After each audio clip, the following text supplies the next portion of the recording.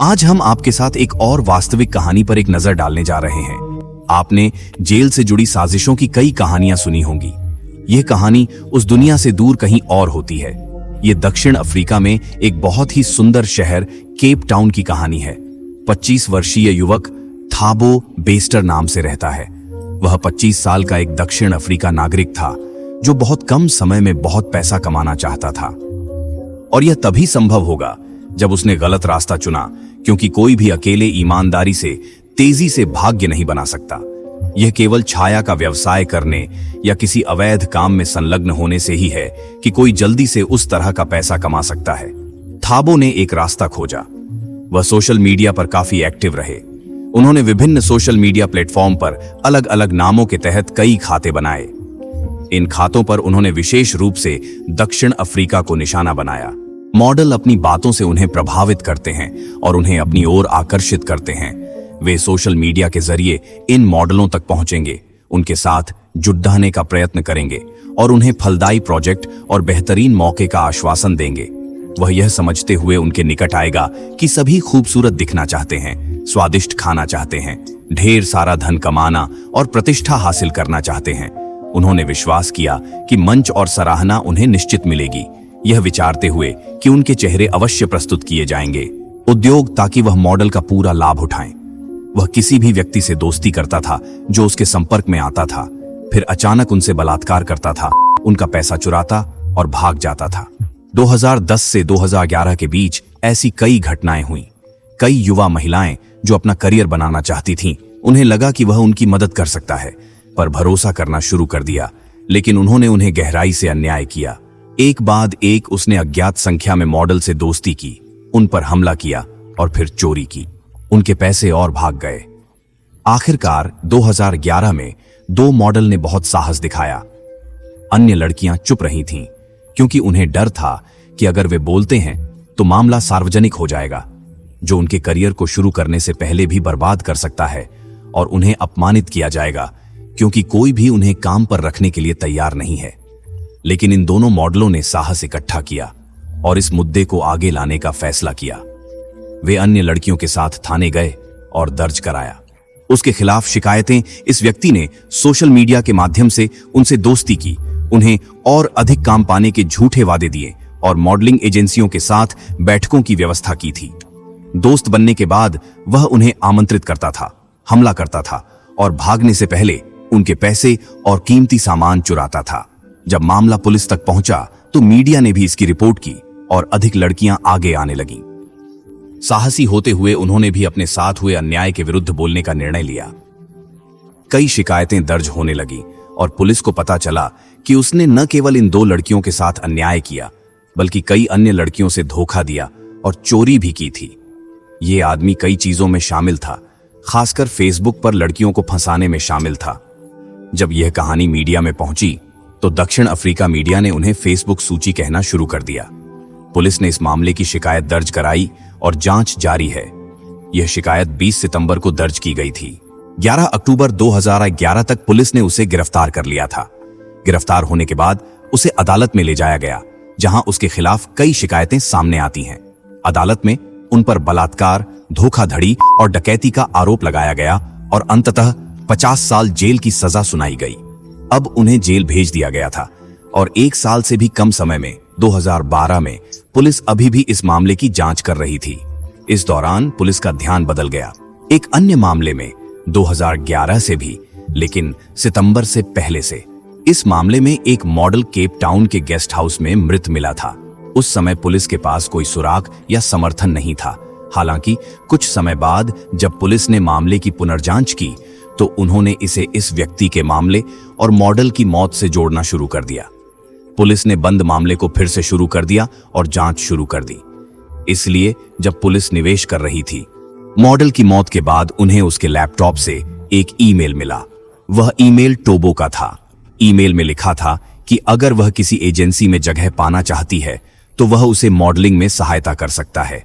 उन्होंने बताया कि वह कई एजेंसियों से परिचित हैं और उसे प्रतिष्ठित करने में सहायता कर सकते हैं। एक मॉडल के लिए ये ऐसी बातें थीं जिन्हें वह उसे बताता था।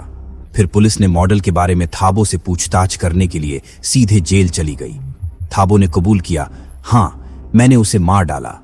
जब पुलिस ने पूछा कि क्यों, तो उन्होंने कहा कि वे सोशल मीडिया पर मिले थे और वहां बात करने के बाद उन्हें प्यार हो गया। वे कई जगहों पर एक साथ समय बिताना शुरू कर दिए। एक रात एक गेस्ट हाउस में एक साथ रहते हुए उसने उसे बताया कि वह उससे शादी करना चाहती है। वह उससे शादी नहीं करना चाहता था और न्याय उसे दूर जाना चाहता था। इसी वजह से उनमें बद्धा विवाद हुआ। उसने शादी पर जोर देते हुए कहा कि तुम्हें मुझसे शादी करनी है। इससे उसका गुस्सा आया और गुस्से में उसने चाकू उठाकर उसे मार डाला। इसके बाद पुलिस के सामने अपना अपराध कबूल कर लिया। 16 अगस्त 2012 को केप टाउन की एक अदालत ने उन्हें एक और उम्र कैद की सजा सुनाई। इससे पहले उन्हें 50 साल की सजा सुनाई गई थी। लेकिन अब यह जीवन था, जिसका अर्थ है कि वह अपनी मृत्यु तक जेल में रहेगा। उन्हें केप टाउन की सबसे सुरक्षित जेलों में से एक मंगांग सुधार केंद्र में स्थानांतरित कर दिया गया, जहां उनमें केवल सबसे खतरनाक अपराधियों को रखा गया था। वहां उसे बंद कर दिया गया और सजा काटने के लिए छोड़ दिया गया। यह एक जेल थी जहां कई खतरनाक अपराधियों को रखा गया था, जिन्होंने अत्यंत गंभीर अपराध किए थे। इसे दक्षिण की सबसे सुरक्षित जेलों में से एक माना जाता था। अफ्रीका, क्योंकि सुरक्षा ब्रिटिश सुरक्षा सेवाओं को सौंपी गई थी और दक्षिण अफ्रीका सरकार ने इसे प्रबंधित करने के लिए एक ब्रिटिश सुरक्षा कंपनी का भुगतान किया। 2012 में थाबो को यहां स्थानांतरित कर दिया गया और 10 साल बिना किसी उल्लेख या घटना के बीत गए। थाबो जानता था कि वह कभी जेल से बाहर नहीं निकल सकता, इसीलिए वह चुपचाप इंतजार कर समझता था कि कोई बच नहीं सकता है। अब तक 10 साल बीत चुके हैं और यह 3 मई था 2022। यह विशेष कैदी अपने साथी कैदियों के प्रति काफी सम्मान रखता था और जेल अधिकारियों और सुरक्षा गार्डों के साथ अच्छा रिश्ता था। शायद वह जानता था कि उसे कभी रिहा नहीं किया जाएगा, इसलिए उसने सभी के साथ अच्छी तरह से मिलने का प्रयास किया। कभी भी झगड़ा या संघर्ष नहीं हुआ। तब 3 मई 2022 को खबर सामने आई कि जेल सेल में आग लगी थी। सुरक्षा कर्मियों और गार्डों को सूचना मिलते ही उन्होंने बताया, जलती हुई कोशिका में।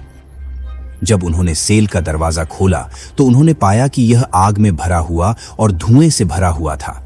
बिस्तर और कपड़े सभी जले गए थे और वहां एक बुरी तरह जले हुए शव पड़ा था, जिसे शायद ही पहचानने योग्य था। उन्हें शुरू में उम्मीद थी कि वह व्यक्ति सिर्फ बेहोश हो सकता है, लेकिन बाद में पुष्टि हुई कि वह मर चुका है। संयोग निर्विवाद था। सेल उस थाबो की थी जो यहां 10 साल से कैद था। उसका शरीर इतना जल गया था कि वह था। व्यवहार्य और जेल सुरक्षा ने अंततः घोषणा की कि आग के कारण कैदी की सेल के अंदर मौत हो गई थी। फिर जेल सुरक्षा ने अदालत से बात की और अदालत ने जवाब दिया कि अब हम क्या कर सकते हैं, मृत हो चुका है, उससे क्या लेना देना है। इसीलिए उन्होंने उसकी फाइल बंद कर दी। बाहर के लोगों ने यह सुना और कहा था, ठीक है, उसकी मौत उचित थी, उसके साथ ऐसा ही होना था। समय बीतने के साथ लोग इसे भूलने लगे। लगभग 7 महीने बीत चुके हैं और अब यह दिसंबर 2022 है। दिसंबर 2022 में स्थानीय अखबार में एक लेख प्रकाशित हुआ और इसके साथ एक तस्वीर प्रकाशित हुई। लेख मानवाधिकारों के बारे में था और तस्वीर में एक डॉक्टर, उसके बच्चे और एक अन्य व्यक्ति था। जब यह फोटो जारी हुई तो मीडिया और जनता ने इस बारे में बात करना शुरू कर दिया। डॉक्टर नंदीफा मघुरू मामा सेलिब्रिटी डॉक्टर के साथ खड़ा व्यक्ति कौन है? सोशल मीडिया पर एक आंदोलन शुरू हुआ और कई लोगों का मानना था कि यह व्यक्ति कोई और नहीं बल्कि थाबो है। तो ऐसा कैसे हो सकता है? वह अभी मर चुका था। यहां की खबर नवंबर से है। तब 3 मई को कोशिका किसकी मृत्यु हो गई? अगर थाबो इस तस्वीर में है और जेल अधिकारियों ने जलाकर उनकी मौत की पुष्टि की है, लेकिन वह तस्वीर में कैसे आया? तब यह खबर जंगल की आग की तरह फैल गई। जब पुलिस को यह खबर पहुंची कि थाबो अभी भी जीवित हो सकता है, तो वे हैरान हो गए। यह संभव नहीं होना चाहिए क्योंकि थाबो की मृत्यु की पुष्टि हुई थी। लेकिन इसकी पुष्टि करने के लिए पुलिस सेलिब्रिटी डॉक्टर के घर गई। जब वे पहुंचे तो घर बंद पाया। पड़ोसियों से पूछने के बाद उन्हें पता चला कि परिवार गायब हो गया है। जिस दिन यह तस्वीर अखबार में सामने आई, पुलिस वास्तव में इस बात को लेकर हैरान थी कि कैसे यह पुष्टि की जाए कि तस्वीर में थाबो है या नहीं। जब यह पता चला कि पुलिस के पास कोई सबूत या सुराग नहीं है, तो लोगों और मीडिया ने पुलिस और जेल प्रशासन की आलोचना शुरू कर दी। और उन पर जानबूझकर थाबो को भागने में मदद करने का आरोप लगाया। तनाव बढ़ गया, जिससे ऑपरेशन टीमों के बीच संघर्ष भी हुआ। अफ्रीका में हालात बिगड़ते ही पुलिस को निर्देश दिए गए। मार्च 2023 में जांच को फिर से खोलने और सभी विवरण आधिकारिक तौर पर एकत्र करने के लिए पुलिस जेल प्रशासन के पास लौट आई, जिसमें पोस्टमार्टम रिपोर्ट, हर्बो से संबंधित किसी भी जानकारी और थाबो से जुड़े जेल में आग लगने के दिन से सीसीटीवी फुटेज सहित सभी संबंधित रिपोर्टों का अनुरोध किया गया। पोस्टमार्टम रिपोर्ट देखकर पुलिस काफी हैरान रह गई। पोस्टमार्टम रिपोर्ट में बताया गया कि आग लगने से किसी व्यक्ति के सिर पर चोट लगी है और उसकी मौत नहीं हो पाई है। उनके फेफड़े पूरी तरह से साफ थे और धुएं का कोई निशान नहीं मिला। जब कोई व्यक्ति आग में मर जाता है तो उसके फेफड़ों में आमतौर पर धुएं सांस लेने के संकेत दिखाई देते हैं, क्योंकि यह फेफड़ों को नुकसान पहुंचाता है और मौत का कारण बनता है। हालांकि पोस्टमार्टम रिपोर्ट में पाया गया कि फेफड़े साफ थे और धुएं बिल्कुल नहीं थी। इससे पता चला कि आग लगने के समय व्यक्ति सांस नहीं ले रहा था। अगर वे जीवित होते तो वे सांस लेते। धुआं करना। इस सबूत से यह स्पष्ट हो गया कि दुर्घटना से पहले व्यक्ति की मौत हो गई थी। पॉल और पुलिस जेल अधिकारियों से पूछताछ कर रही थी कि अगर यह पोस्टमार्टम रिपोर्ट है तो उन्हें फिर से जांच करके यह रिपोर्ट अदालत को दिखानी चाहिए थी, लेकिन उन्होंने ऐसा कुछ नहीं किया। इसलिए पुलिस ने उस दिन के सीसीटीवी फुटेज की जांच की और पाया कि केवल टैबो सेल में कैमरा खराब हो रहा था, जबकि जेल के बाकी सीसीटीवी कैमरे ठीक काम कर रहे थे। सिर्फ उस सेल में सिस्टम कैमरा काम नहीं कर रहा था, जिससे उस दिन के बारे में कुछ भी निर्धारित करना असंभव हो गया था। तब पुलिस को पता चला कि घटना के दिन एक शव को जेल में लाया गया था और प्रश्न की सेल निकास बिंदु के बहुत करीब स्थित थी। आगे की जांच के बाद पुलिस ने पाया कि कुछ जेल अधिकारियों को पहले ही एहसास हो चुका है। उन्होंने कहा कि तब फंसाया जाएगा। जिस दिन शव लाया गया, उन्होंने शव को तबों के कपड़े पहने और जेल प्रशासन को तबों पर वर्दी पहन दी। फिर उन्होंने उसे उस भेस में बाहर निकाला, जबकि शव को उसकी सेल में छोड़ दिया गया और आग लगा दी। यह सब इसलिए किया गया क्योंकि बड़ी राशि का वादा किया गया था। थाबो ने अधिकारियों को आश्वासन दिया था कि एक बार जेल से बाहर आने के बाद वह उन्हें लाखों डॉलर देंगे। इसी वजह से जेल से भागने के लिए कई वरिष्ठ जेल अधिकारियों ने उनके साथ सहयोग किया। उन्होंने जेल अधिकारियों के साथ एक योजना बनाई कि अगर वे बस सभी को बताते हैं कि वह भाग गया है तो अंततः यह खबर फैल जाएगी कि वह जेल से भाग रहा है। फिर वे एक लाश लेने, उसे थाबो की सेल में रखने, उसे आग लगा देने और एक कवर बनाने की योजना बनाने के साथ आए, ताकि किसी को किसी पर संदेह न हो। जेल से भागने के बाद वह सीधे अपने दोस्त के पास गया, वही दोस्त जो उसके बाद से उसके करीब था। 2006 में वह उनकी प्रेमिका बनी, एक मशहूर डॉक्टर जो हाई प्रोफाइल ग्राहकों के संग काम करती थी और अक्सर समाचार में छाई रहती थी। सबको यह धारणा थी कि वो मर चुका है, तो वह उसके घर में सहज रूप से बस गया। किंतु कुछ माह बाद उसकी प्रेमिका के बच्चों के साथ वाली तस्वीर अखबार में आई, जिसमें उसका चेहरे का एक हिस्सा नजर आया, जिसकी वजह से पतन हुआ। पुलिस ने जब सत्य की जांच की, तब उन्होंने उन अफसरों पर कठोर कार्रवाई की जिन्होंने उसकी फरारी में सहायता की थी। इसके बाद उन्हें पता चला कि वह अपनी प्रेमिका के साथ भाग गया है। इंटरपोल ने इसमें शामिल हो गया और आसपास के देशों और सरकारों से यह जांचने के लिए संपर्क किया कि क्या वह प्रवेश कर चुका है।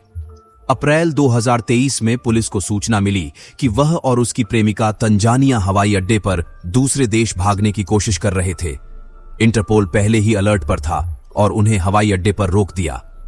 दोनों को केप टाउन पुलिस के हवाले कर दिया गया और उन्हें गिरफ्तार कर लिया गया।